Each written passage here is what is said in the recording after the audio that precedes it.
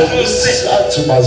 Mais la manière dont on présente cet aperçu, on comprend que Makalissi les a dit Moussika. Il voit 3 hommes s'approcher de Satan. Abraham courit vers eux. Parce qu'il faut comprendre que nous sommes dans les temps où il n'y avait pas encore beaucoup de population mondiale. Donc, Abraham a 10 jours. Vous savez, le moment le plus horrible de la vie de l'homme, c'est quand il a des problèmes et il n'a personne pour partager avec. C'est le moment le plus horrible. La Bible dit c'est par l'abondance du cœur que la bouche parle. Et si ton cœur abonde de problèmes, mais tu n'as personne pour vider ton cœur, c'est l'explosion.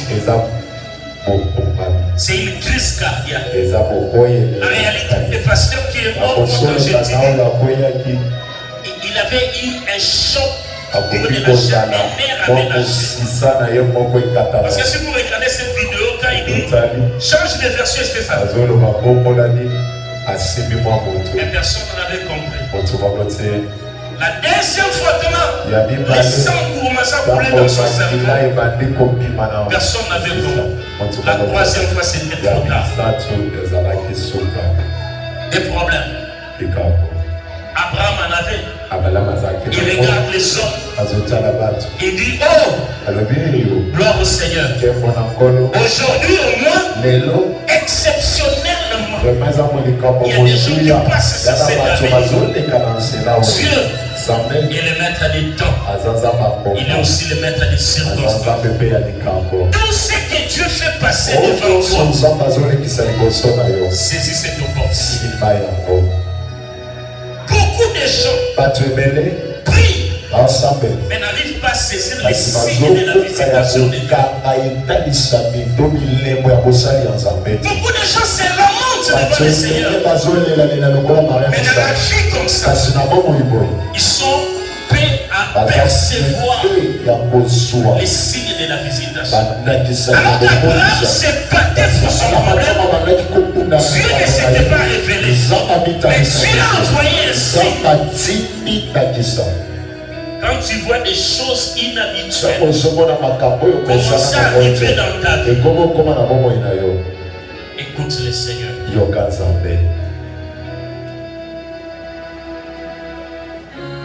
Quand l'arc-en-ciel sort, ça interpelle tout le monde.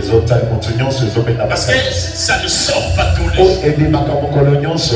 Quand la pleine lune arrive, ça interpelle plusieurs personnes. Parce que ça n'arrive pas tous les jours.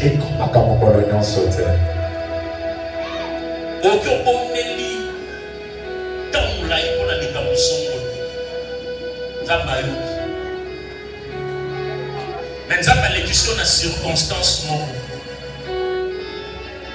Aux amis pour comprendre était Eyano. Abraham attendait un enfant dans le ventre de sa femme. Mais Dieu fit venir l'enfant par 3 passages. Là où tu attends Dieu, c'est pas peut-être là où Dieu passait. Donc,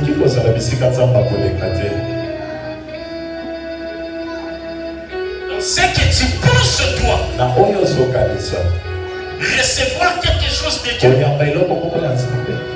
ce n'est pas peut-être là où Dieu pense t'accorder l'argent. Mais Abraham a fait quelque chose. Il a saisi l'opportunité. La Bible dit il a couru vers ces 3 hommes. Il leur a supplié. Il leur a dit ne passez pas. Ça n'arrive pas tous les jours. Arrêtez-vous ici. Par là, je vais vous donner quelques points.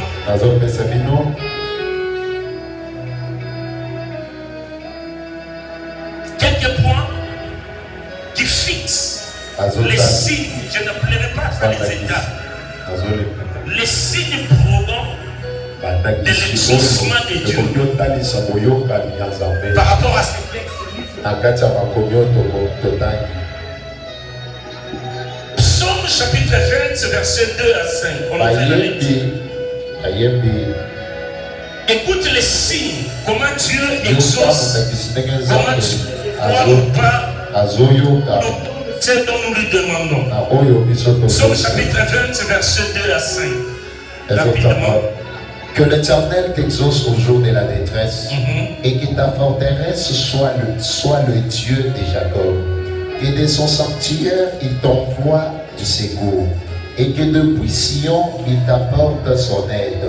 Qu'il tienne compte de toutes tes offrandes et que tes holocaustes soient agréés par lui. Saint, qu'il daigne t'accorder ce que ton cœur souhaite. Qu'il fasse s'accomplir tout ce que tu projettes. Il y a trois choses. Voici pas trois étapes malgré que je ne peux pas l'appeler, qui nous amènent vers ce que nous désirons. Et quand je médite cette histoire d'Abraham, Abraham a respecté ces trois choses. Premièrement, la Bible dit au verset 3 que du sanctuaire il t'envoie du secours. Que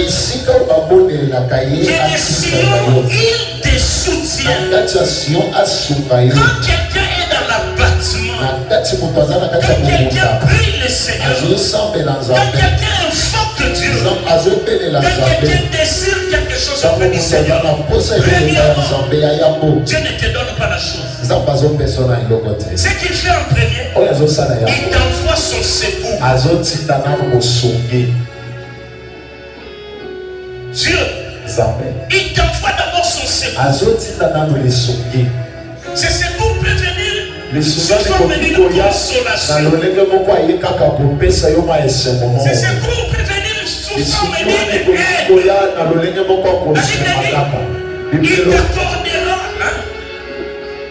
Il t'enverra son secours et il t'apportera son aide. L'Éternel t'envoie les secours. Pourquoi? Parce qu'elle a été gâtée. Il ne fait pas que l'ennemi t'achète. C'est peut-être un frère qui vient à côté de toi. C'est peut-être un ami proche qui vient pendant tes plaies. Ce n'est pas encore l'exaucement. Mais c'est le secours que Dieu te donne. Il est pas où tu peux poser ta tête. Parce que Dieu ne fait pas tes pères. Souvenez-vous dans cette église, je vous ai parlé de la bénédiction de la maison de Potiphar. Joseph dans la maison de Potiphar, ce n'était pas encore l'exaucement de Dieu. Mais c'était le secours de Dieu. C'était l'aide que le Seigneur lui avait apportée. Si Joseph dans la maison de Potiphar, c'était dit, j'ai quitté la maison en paix, j'ai quitté la prison. Maintenant regardez-moi, je suis bien habillé, je m'aime. Il ne parle de toi. Je suis les chansons de Potiphar. Je bois sur la coupe. Je dors dans un matériel de luxe. Joseph n'allait pas atteindre la maison de Pharaon. Est-ce que tu me comprends? L'exaucement de Dieu est un processus. Beaucoup arrêtent ce processus avant de toucher le vrai exaucement. C'est pourquoi des fois on dit à ma témoignage, à ce que tout le monde a récité. Des fois même dans les domaines des témoignages. Nous témoignons souvent dans la première étape du secours de Dieu. Mais généralement, à l'exaucement, nous ne témoignons plus. Là, nous commençons,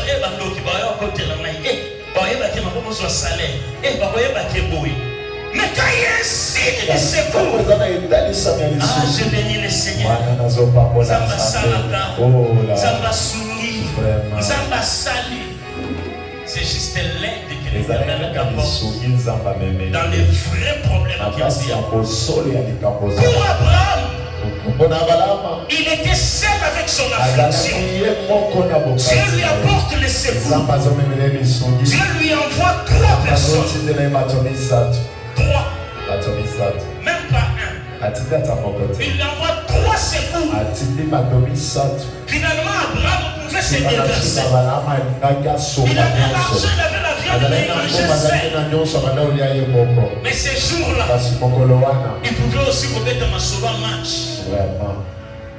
Avant de mettre ma solo en punda. On demande à souvent qu'on suit et c'est un peu de l'obéla. Et dans l'obéla, nous trouvons l'obéla.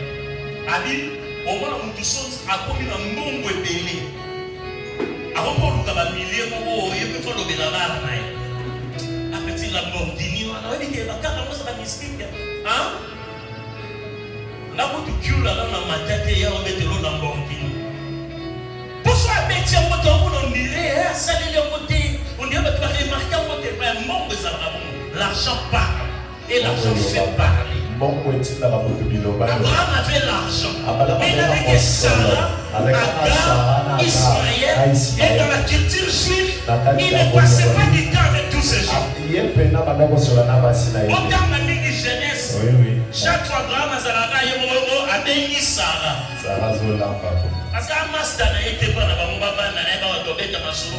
On dit le monde de la soga porte, on comme on a beau serve. On va nous l'oubasser. On va venir table on a beau les adultes on a passé dans la cuisine. Maman sans effet dans le salon.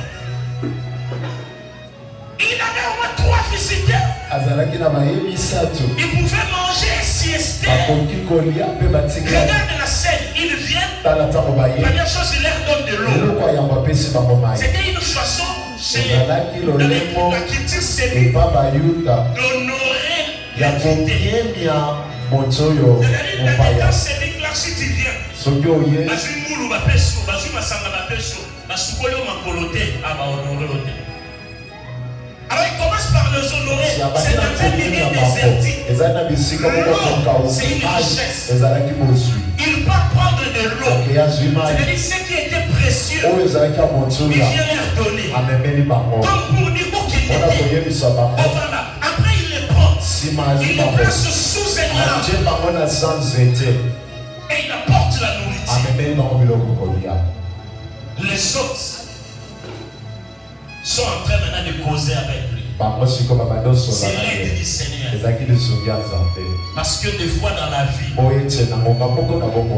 y a des situations que tu peux traverser, que tu ne peux en parler ni avec ta femme, ni avec ton époux, ni avec tes enfants, ni avec voire même tes amis. Mais tu peux en parler avec des inconnus. Il y a des situations comme ça. Et là, Abraham était libre. Avec une grosse, il sent le secours de Dieu. Jusque-là, il n'y a pas de prophétie.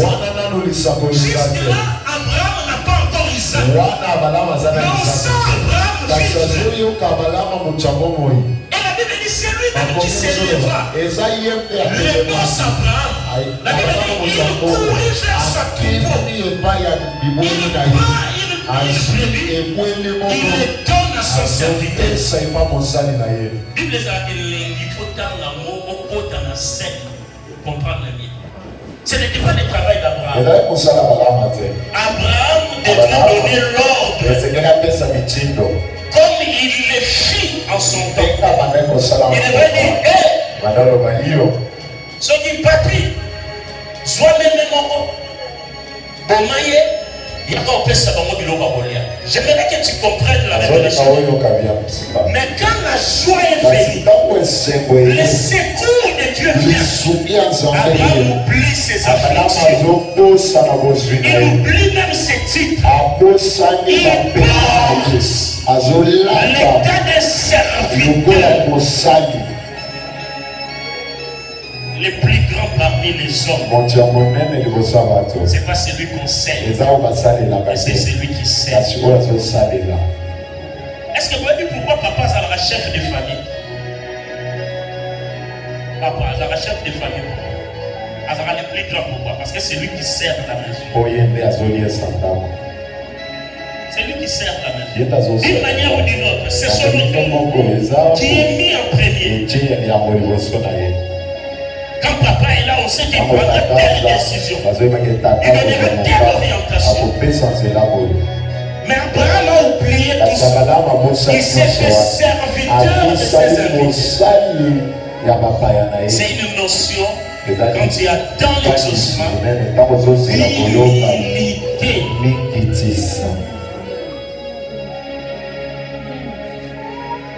Et tu humble dans ton attente. Parce que dans l'attente, ça me a pris à la bataille. À l'émission pendant le bio, va coucher avec une prostituée. Après, je t'ai donné. Toi, déshabille-toi, marche à la vie. C'est dans la Bible. Pour accepter ça, il faut humilité. Naaman, le général syrien, pour être exaucé, il aurait fallu qu'il aille se jeter 7 fois dans le Jourdain. Tant qu'il n'allait pas s'humilier, il allait toujours avoir ses dents avec sa mère. Des fois, nous bloquons l'exaucement par manque d'humilité. Quand le Seigneur veut nous briser, nous résistons. Mais Abraham, il voit le Seigneur. Il court. Il voit c'est lui. Il dit au serviteur, non, ne touchez pas. J'ai fait les sales boulots. Jamais vous apprêtez. Venez, je vais servir. C'est la première des choses. Nzambe okanisa soyo kayote mais botele mana ebo bundaka kaka na étape ya seku na aide so apporter itumba naona nzambe zala. Ce n'est pas, c'est-à-dire c'est comme si cet exaucement a 3 chambres. Mais si vous l'avez combat première chambre était au monde la deuxième chambre était. Jacob abundana ange toute la nuit. Deuxième chose, il y a beaucoup de choses à dire malheureusement. C'est que Dieu fait. Quand il fait exaucer, selon toujours Psaume 20, le verset 4, qu'est-ce qu'il a dit? Il tient compte de toutes les offrandes et les holocaustes sont agréés par lui. Il agrée l'holocauste. Il se souvient des offrandes. Quand Abraham a vu les secours de Dieu, Abraham a compris qu'alliance Nanzambo, ils avaient l'offrande. Est-ce que ces gens lui avaient demandé à manger? Est-ce qu'ils avaient besoin de manger? Est-ce qu'il manquait de l'eau? Non. Si tu regardes les voyageurs d'ensemble, les chameaux avaient des barils de l'eau, des barils d'autres.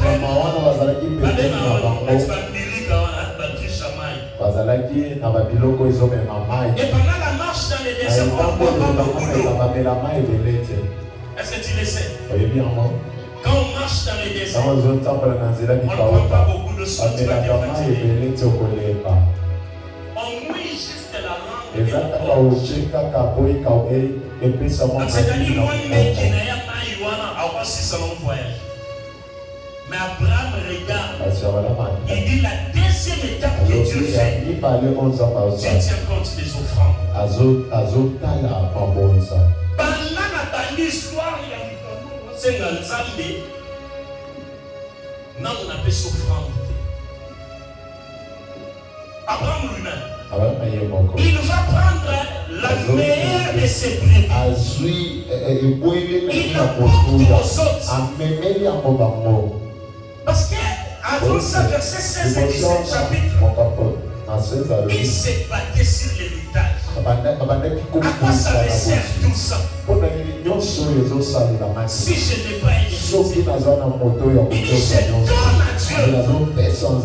Parce que la Bible fait la différence entre holocauste et offrande. Une offrande, c'est quoi? Une offrande, c'est un don que l'on offre à Dieu, à son église, à ses serviteurs. Mais l'holocauste, c'est pas seulement de l'offrande, mais c'est l'offrande liée à un sacrifice.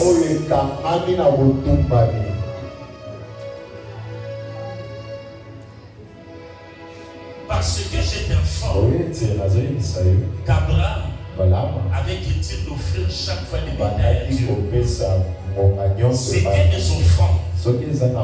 Mais quand il a fait l'action de Dieu, parce qu'on explique dans les commentaires que dans les milieux désertiques, le fait de recevoir une invitée, c'est un signe de secours de Dieu. Mais il en reçoit 3. Il avait compris. Et l'on dit de ces 3 personnes qu'Abraham a reçues, 2 étaient des anges. 2 étaient des anges. Et le 3e c'était qui? Que Dieu te bénisse. Le 3e c'était Dieu. Quand Dieu vient te visiter, il s'entremêle, il se mélange, il se cache dans la solution du secours. Mais c'est une scène merveilleuse. Dieu m'a parlé qu'en dernier, quand ils arrivent, le premier ange pose la question à Dieu. Où est Sarah? Le deuxième ange pose la question. Mais pourquoi Sarah arrive? Et Dieu se fâche. Dieu lève la voix. Dieu dit, y a-t-il quoi que ce soit qui soit trop extraordinaire pour que Sarah puisse lire la parole du Seigneur?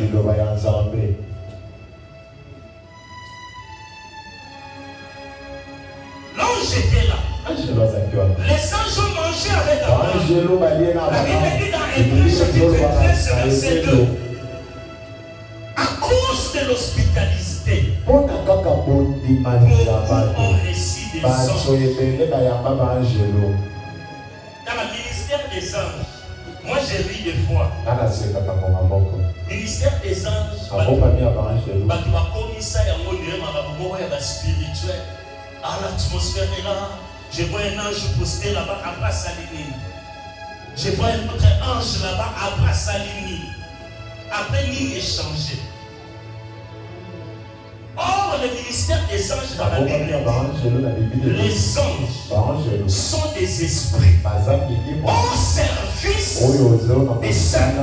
Quand un ange descend, il doit accomplir un travail.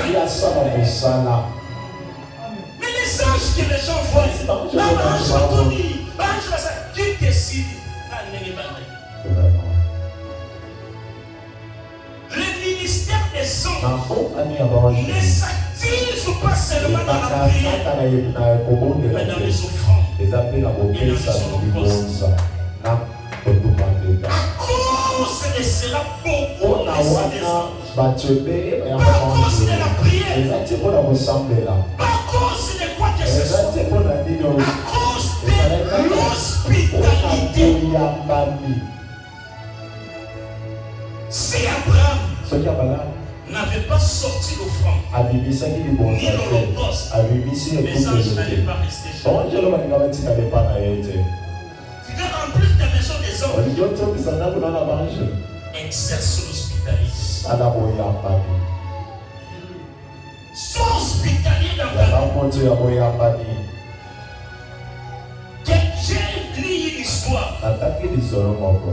d'une femme qui était dans un mariage. Il a eu des problèmes avec son mari. Parce que le mari n'avait pas d'argent. Le mari n'avait pas de moyens. Avec l'immixtion de la famille, ils se sont divorcés. La femme est restée avec les enfants. Elle est partie. Elle était plus instruite que l'homme. Elle a cherché le travail. Plusieurs années après, elle trouve du travail quelque part. Un agent simple, je dirais. Son salaire ne lui permettait qu'à payer son loyer, à subvenir aux petits besoins des enfants. Et c'est fini. Il ne savait ce qu'était devenu son mari. Elle ne se souciait même pas d'où elle était partie. Oh, les dieux que j'étais prêché ce matin. Les dieux qui n'est jamais les mêmes. Avait visité aussi l'homme. Dans ces désarrois là où il était parti. Je ne sais pas comment. Mais l'homme avait rencontré aussi ses dieux. Et ces dieux avaient changé aussi sa vie. Et l'homme avait bâti une entreprise. Mais c'était un homme effacé. Il n'avait pas étudié. Il a fait l'entreprise. Il a engagé les gens. Il a dit, travaillez. Ne parlez jamais de moi. Nous signons des contrats, je recevrai ceci, vous recevez ceci. Un jour, l'homme part visiter l'entreprise. En incognito. Comme il le faisait souvent. Il rentre à l'usine. Il commence à demander ça, vous faites ça comment? Vous vendez ça à quel prix? Les travailleurs se comportaient comme ils se comportent toujours. Il regardait, il souriait, il préparait. Un jour, il s'est dit, je vais aller visiter aussi l'administration. La seule personne qui connaissait ce monsieur, c'était seulement le DG, le directeur général. Tous les gens qui ne connaissaient jamais le propriétaire de l'entreprise. Un jour, il est venu à l'entreprise. Le DG voulait le recevoir. Il a dit, non, non, reste là. Il est entré. Il a commencé à marcher. Il a dit quelque part, il était dans un bureau. Il voit son ancienne femme. Sa femme était assise. Elle travaillait. Dans un bureau, il y avait 3-4 agents. Quand il a pris la femme, il s'est rétracté. Il est monté chez le DG. Il a dit, j'ai vu dans le bureau tel, il y a 4 personnes. Quel grade ils sont? Donc tous sont des agents simples. Il y a une telle femme. Il y a une elle vient d'arriver. Elle a quel salaire? Le DG lui dit un salaire insignifiant. L'homme tape sur la table et dit au DG, s'il y a un commissionnement en grade, donne-lui le grade de directeur des ressources humaines. Je connais ses capacités. Donne-lui tel salaire. Donne-lui tel avantage. Donne-lui un véhicule. Donne-lui. Je signe. Le DG a signé. La femme, à la fin du service, elle voit l'enveloppe, elle saute les jours. Elle rentre chez elle, elle donne un grand festin. Elle embarque ses enfants et sa famille dans une nouvelle maison, une grande maison. Certainement, elle a béni Dieu. Quelques temps passé, le monsieur est revenu inconnu avec une enveloppe. Elle va au bureau du DRH. Elle toque. La femme la voit seulement comme ça. Elle est prise de colère. Pardon, on m'a dit que tu travailles ici. Je cherche du travail. Elle prend mes dossiers. Il jette. Yo, naïté, naïté. On s'en a jamais. C'est ça l'homme. Le monsieur a pleuré. Il a supplié. Donne-moi ce travail, j'en ai besoin. Il a dit non. Le DG était derrière, il regarde. Après le monsieur est sorti. Il est parti. La deuxième fois, la dame avait fait. La troisième fois, la dame avait fait. La quatrième fois, le monsieur vient toujours inconnu avec les déchets. Quand les déchets entrent au bureau, il tape sur la table. Et tout le monde debout. Tout le monde s'élève. Il dit, je vous présente monsieur le PDG de cette entreprise. La femme est tombée par terre. Elle suppliait l'homme. Ne me chasse pas de ce travail. À cause de ce travail, j'ai nourri tes hommes. J'ai fait pitié de moi. Si c'était toi, qu'est-ce que tu allais faire?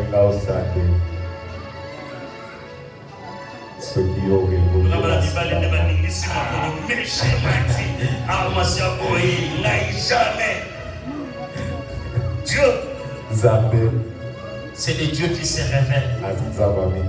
C'est le Dieu qui change les temps et les circonstances. Donne avec ton cœur. Tu ne sais pas en troisième lieu qu'est-ce que le Seigneur est capable de faire. Quand il les a nourris, troisième fois, troisième étape, le verset 5, le frère Rodrigue, qu'est-ce qu'on dit? Verset 5, qu'il daigne t'accorder ce que ton cœur souhaite. Qu'il fasse s'accomplir tout ce que tu projettes. 6. Non, 5. Dans la version saison, il dit, il t'accorde ce que ton cœur désire et il accomplit tout ce que tu projettes. Après avoir donné les offrances, après avoir donné l'holocauste, Dieu accomplira les désirs de ton cœur. Pourquoi se cacher derrière et donner?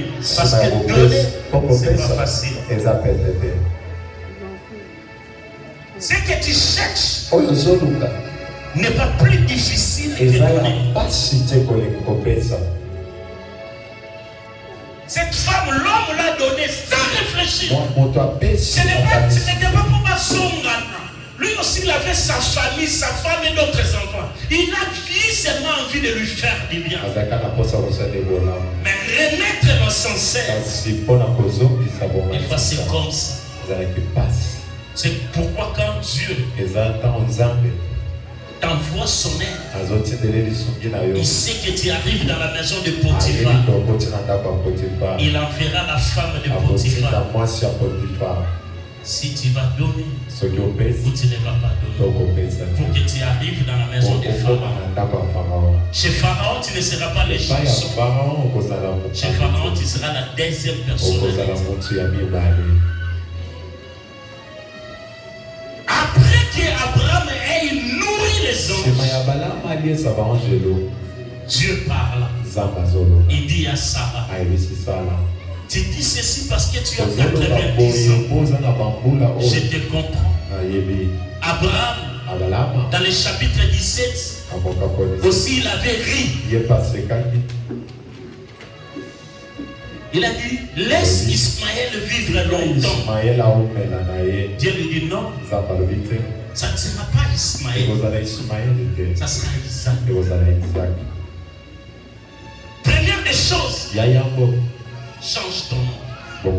Tu ne t'appelleras plus Abraham, mais tu t'appelleras Abraham.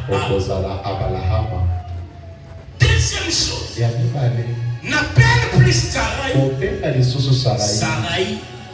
mais appelle-la Sarah. C'est quoi le mystère?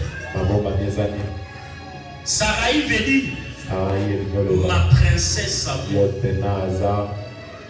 Mais Sarah veut dire la princesse de l'Éternel. Quand tu vas te déposséder, quand tu donneras à Dieu la gloire, quand tu lui donneras ce qui te coûte cher, comme il l'avait reçu quand il a demandé Isaac, c'est alors que tu déclencheras l'exaucement. Lorsque tu arriveras à dépasser l'étape des offrandes pour atteindre l'étape des holocaustes, tu ne refuseras pas Dieu ton Sarai et Dieu ne te refusera pas Isaac. L'Holocauste, c'est le don de soi. Dans l'Holocauste, on n'enlève rien. Un offrande, on enlève quelque chose. Je parle de dîmes, je dis toujours, si donner les 1 dixième de ce que Dieu te donne est encore difficile comme ça, quel jour tu donneras à Dieu l'Holocauste? Quel jour? Quel jour tu donneras à Dieu l'Holocauste de ta vie? Quel jour? Sois fidèle dans ce que tu fais pour Dieu, dans ce que tu donnes à Dieu, et tu verras les deux choses de la vie d'Abraham. Il envoie son secours, il lui apporte son aide sous un ardent chalet. 3 hommes, c'est la Trinité de Dieu. Dieu le Père, Dieu le Fils, Dieu le Saint-Esprit. Ils viennent, et tu peux faire le choix de l'offrande que tu peux donner. Mais dans l'Holocauste, tu les embrasseras tous. Tu n'aimeras pas l'onction plus que les sacrifices. Parce que quand le Père vient, il vient avec l'huile, il vient avec le pain. Il a les deux méthodes. Mais lorsque tu choisiras l'huile, tu monteras le pain. Mais si tu arrives à l'Holocauste, tu accepteras l'onction et les sacrifices et Dieu lui donnera. C'est alors que Dieu dira, comme il avait dit à Abraham, je rendrai ton nom grand. Tu ne seras pas grand seulement mon onction, mais tu seras grand aussi dans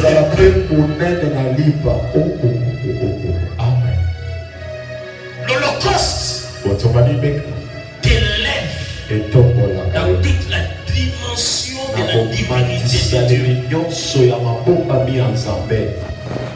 Abraham a servi tous les trois. Il a écouté tous les trois. Et il a fait ce qu'il fallait faire. Il va chercher l'eau. C'est l'onction.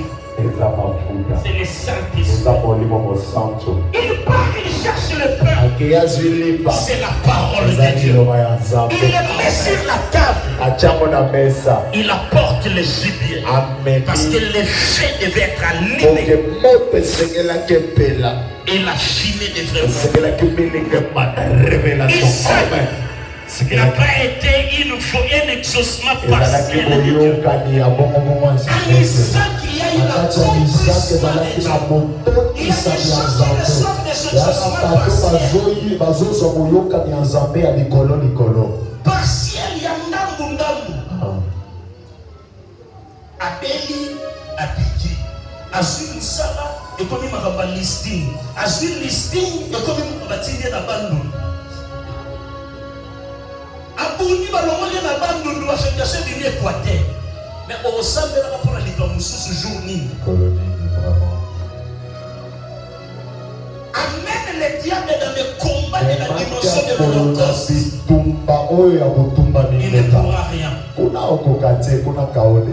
Quand Abraham a étalé Isaac, quand il a pris le couteau, Dieu a dit, ne porte pas la main sur Isaac. Aussi dans l'Holocauste, Adam a sangani, Adam a changé la stratégie, Adam a dit Babingame à Sigaraché. Holocauste n'a eu au sang et au banga. Tant qu'Abraham n'avait pas obéi, il ne voyait pas le gibier qui était à côté.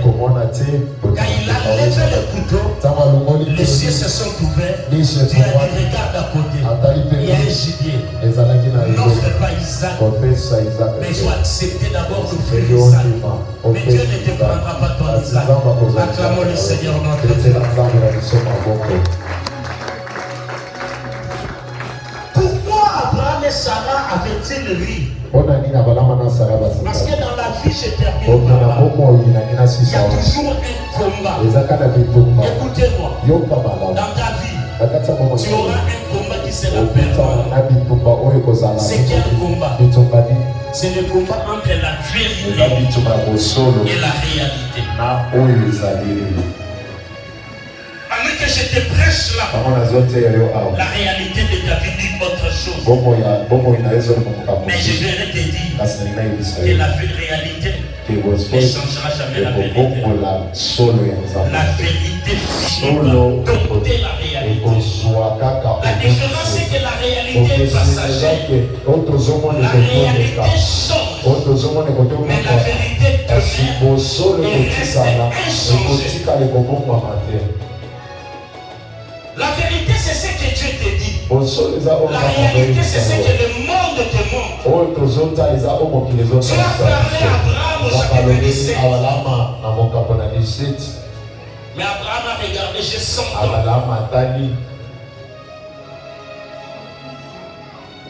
Sarah a regardé, il a 90 ans. Mais quand est-ce qu'Abraham a changé? C'est au verset 3 du chapitre 18. Au chapitre 17, verset 17, il avait dit. Au chapitre 3, quand il a vu les signes, il a augmenté sa foi. Il a compris que Dieu est dans la grâce. Je venais te dire que ton Dieu est dans la grâce. La grâce n'est pas calculable. La grâce n'a pas de soubassement. La grâce, c'est la volonté de Dieu. La grâce n'a pas de conseil. Quand la grâce se lèvera, personne ne se lèvera contre toi. Rien ne changera. La victoire et l'exaucement ne dépend de ton attitude. Ça dépend de ton attitude. Ton attitude, c'est ce qui aide Dieu à avancer dans les étapes de l'exaucement. Quand les anges viennent se trouver, comment est-ce que tu les reçois? Quelle attitude tu as? Qu'est-ce que tu t'es dit? Ça peut tout bloquer. Dieu, le maître éternel des choses, accepte-les et accepte ce qu'il fait pour toi. Quand il te fait passer vers la gauche, accepte. Ne va pas vers la droite. Les réalités, c'est quand il y a les yeux ouverts. Mais la vérité, c'est quand il ferme les yeux. Quand il y a les yeux ouverts, tu vois tout ce qui te manque. Mais quand tu fermes les yeux, le vide que tu vois, c'est tellement grand. Tu fais comme ça, tu ne vois pas parce que tu penses que c'est loin. Tu fais comme ça, tu ne vois pas. C'est vide là. C'est l'éternel des armes. C'est lui qui n'a ni prononcé, ni chanté. Que Dieu te bénisse. Y a-t-il quelque chose qui soit au-delà de toi? Non. Dieu t'exaucera. Il n'y a rien qui soit impossible à Dieu. Il n'y a rien de plus difficile à Dieu. Si Dieu a donné à l'humanité la descendance par le corps d'un homme issu, même quelle que soit l'issue de ton corps, Dieu est capable. S'il a ressuscité Lazare après 3 jours, le 4e jour il ressuscite Lazare. Quelle est cette situation qui a pourri en toi? Que Dieu ne peut pas changer. Fais-lui confiance. Ne t'imagine jamais que Dieu est incapable de te secourir ou de faire quelque chose. Nous allons commencer 40 jours de jeûne et prière. Ne manquez pas. Dieu te surprendra.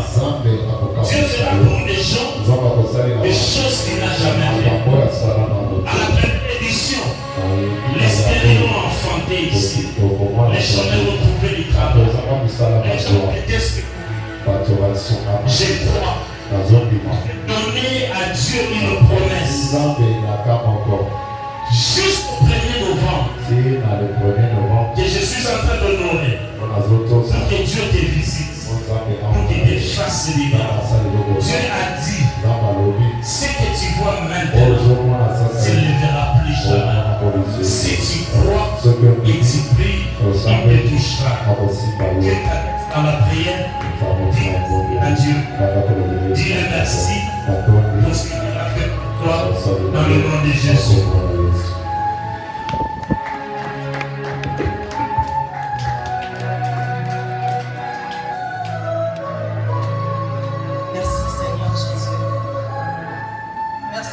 Jésus, amen.